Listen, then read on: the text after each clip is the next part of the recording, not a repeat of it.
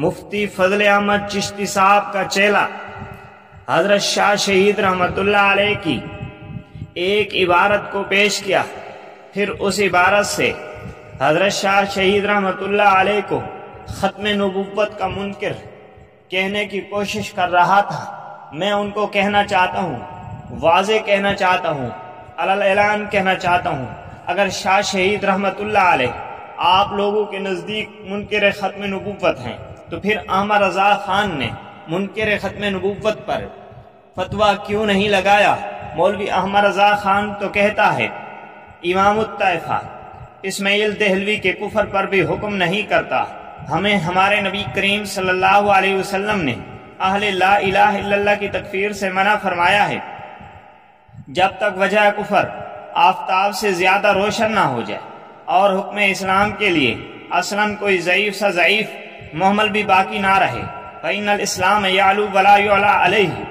مولوی احمد رضا خان حضرت شاہ شہید رحمت اللہ علیہ کو کافر نہیں کہہ رہا۔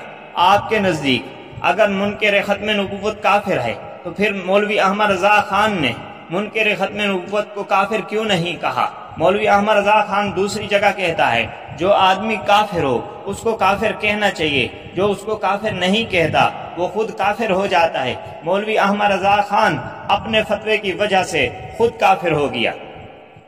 دوسرا حوالہ بھی سن لے۔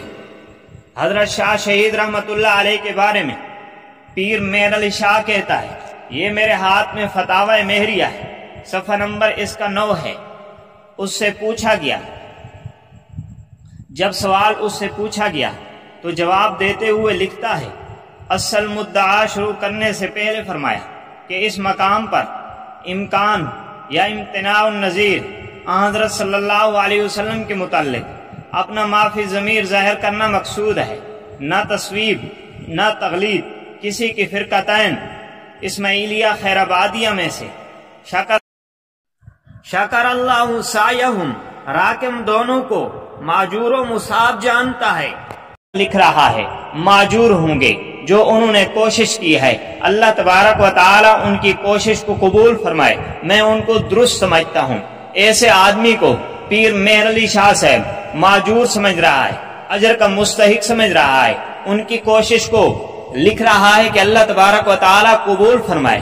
دعایا کلمات ان کے بارے میں لکھ رہے ہیں، ایسے آدمی کے بارے میں جو آدمی تیری گندی زبان سے منکر ختم نبوت ہے۔ اب لگا فتویٰ پیر مہر علی شاہ پر۔ پیر مہر علی شاہ صاحب رحمت اللہ علیہ نے منکر ختم نبوت کو کافر کیوں نہیں کہا؟ وہی مولوی احمد رضا خان والا فتویٰ اس پر فٹ کیجیے کہ مولوی احمد رضا خان نے کہا جو کافر کو کافر نہیں کہتا وہ خود کافر ہو جاتا ہے۔ مفتی فضل احمد چشتی کے چیلے نے علماء دیوبند کو مرتد کہا ہے۔ جس گندی زبان سے تو علماء دیوبند کو مرتد کہہ رہا تھا، آجا پیر مہر علی شاہ ان کو اہل سنت والجماعت لکھتا ہے۔ یہ میرے ہاتھ میں فتاوی مہریہ ہے، فتاوی مہریہ کے صفحہ نمبر 5 پر پیر مہر علی شاہ نے علماء دیوبند کو اہل سنت والجماعت لکھا ہے۔ گندی زبان کے مالک جس کو تو کافر کہتا ہے، جس کو تو مرتد کہتا ہے، پیر مہر علی شاہ ان کو اہل سنت والجماعت کہتا ہے۔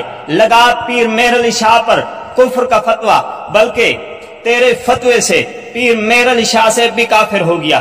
آئیے، یہ میرے ہاتھ میں دوسری کتاب ہے، سیف العطا کتاب کا نام ہے، عطا محمد بن دیالوی لکھنے والا ہے۔ اس کے صفحہ نمبر 114 پہ لکھتا ہے کہ پیر مہر علی شاہ نے علماء دیوبند کی تکفیر نہیں کی، توقف اختیار کیا۔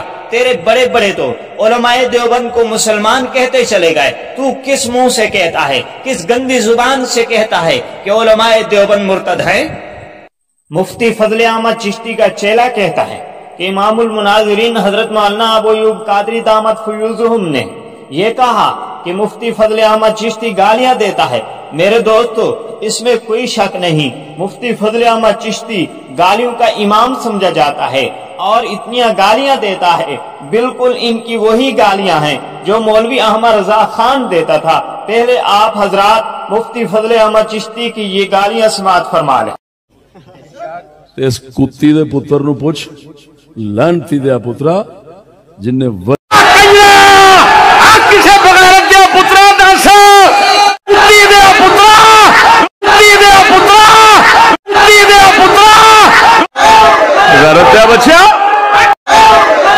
ماریا بچیا کسی بغیرت دیا پترا دس بہن سو کوئی شہ نہیں یہ صرف بہن یکی ساری چلتی پئی کی دی چو لیکن وہ بہن سو دے کتے دی بونڈی چو نکلی ہوئے نا چھتر کھا کے جائے گا بغیرتا منافق دے پترو یا رسول اللہ کٹا کے یا لبیک کر دیو منافق دے پترو یا رسول اللہ کٹا کے یا لبیک کر دیو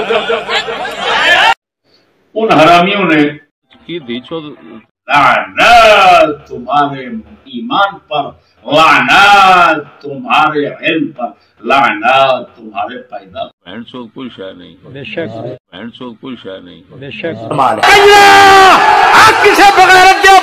یہی عادت مولوی احمد رضا خان کی تھی، اس لیے تو بریلویہ نے فیضان اعلی حضرت میں لکھا ہے کہ مولوی احمد رضا خان کی کتب میں گالیاں ہیں، اس لیے لوگ کتب کو پیچھے کر دیتے ہیں۔ استاد جی نے یہ حوالہ اپنی طرف سے نہیں دیا بلکہ علماء بریلویہ کی کتاب سے دیا ہے، شاید کہ یہ آنکھیں کھول کر کے اس کتاب کو پڑھ لیتے۔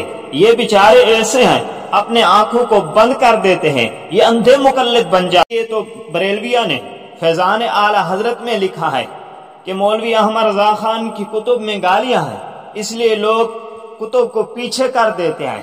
استاد جی نے یہ حوالہ اپنی طرف سے نہیں دیا بلکہ علماء بریلویہ کی کتاب سے دیا ہے، شاید کہ یہ آنکھیں کھول کر کے اس کتاب کو پڑھ لیتے۔ یہ بیچارے ایسے ہیں اپنے آنکھوں کو بند کر دیتے ہیں، یہ اندھے مقلد بن جاتے ہیں۔ یہ ماننے پہ آئیں تو شیطان کو مان جاتے ہیں، نہ ماننے پہ آئیں تو مولوی احمد رضا خان کو بھی نہیں مانتے۔ اور مفتی فضل احمد چشتی کا چیلا کہنے لگا کہ مولوی احمد رضا خان کی کتب میں قرآن ہے، حدیث ہے، فقہاء کرام کی عبارتیں ہیں، اور مولانا ابو ایوب قادری صاحب نے ان کو گالیاں کہہ دیا۔ عقل کے اندھے انہوں نے فرمایا کہ مولوی احمد رضا خان کی کتب میں گالیاں ہیں، یہ بریلوی کہتے ہیں، ہم نہیں کہتے، یہ بریلوی کہتے ہیں، تیرے گھر کے لوگ کہتے ہیں، ذرا سمجھا کرو بات کو، کان کھول کر کے سنا کرو۔ تیرا یہ کہنا کہ مولوی احمد رضا خان کی کتب میں قرآن ہے، وہ تو قرآن کا محرف تھا۔ احمد البیان مولوی عبد المجید سعیدی کی کتاب اٹھائیے، انہوں نے کہا کہ ابو الخیر زبیر نے اور مولوی غلام رسول سعیدی نے مولوی احمد رضا خان کو محرف قرآن لکھا ہے۔ وہ تو محرف قرآن تھا، اس کو قرآن آتا بھی نہیں تھا، وہ ترجمہ کرتا تھا بھی تحریف کرتا تھا، اس کی تفسیر کرتا تھا بھی اس میں بھی تحریف کرتا تھا، وہ تو محرف قرآن تھا۔ آپ کے اپنے لوگ کہہ رہے ہیں۔ باقی احادیث طیبات بھی مولوی احمد رضا خان کو نہیں آتی تھی۔ مولوی احمد رضا خان کا رسالہ ہے مسئلہ سیاہ حجاب، اس میں چند احادیث طیبات مولوی احمد رضا خان نے لکھی ہیں۔ مفتی فضل احمد چشتی نے ساری احادیث طیبات کو کہا کہ یہ موضوع ہیں، یہ ضعیف ہیں۔ مولوی احمد رضا خان کو تو بیچارے کو اتنا پتہ بھی نہیں چلتا تھا کہ یہ حدیث موضوع ہے یا یہ حدیث ضعیف ہے۔ مولوی فضل احمد چشتی نے سب کو ایک طرف رکھ دیا، ثابت کر دیا کہ مولوی احمد رضا خان نے جھوٹ بولا ہے، دجل کیا ہے اس مسئلے میں۔ مولوی احمد رضا خان کو احادیث طیبات پر کوئی مہارت نہیں تھی۔ اور فتاوی رضویہ میں جو کچھ فقہ کی عبارتیں ہیں ان کو بھی پڑھ لیں۔ احمد رضا خان کہتا ہے اصل اشیاء میں طہارت ہے، حتیٰ کہ خنزیر میں بھی۔ تم تو خنزیر میں بھی طہارت مان چکے ہو، خنزیر بھی تمہارے لیے پاک ہے، کھا لو اس کو۔ بریلویوں کو شرم کرو، حیا کرو۔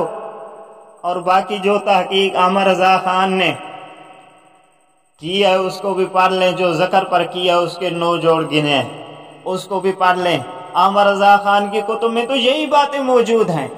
کبھی خنزیر کو پاک کہہ دیتا ہے، کبھی کہتا ہے کہ ذکر کے اتنے جوڑ ہیں۔ پتہ نہیں اس بیچارے نے کہاں سے گنے تھے، کس کے ذکر پہ یہ تحقیق کر کے 9 جوڑ ثابت کیے تھے۔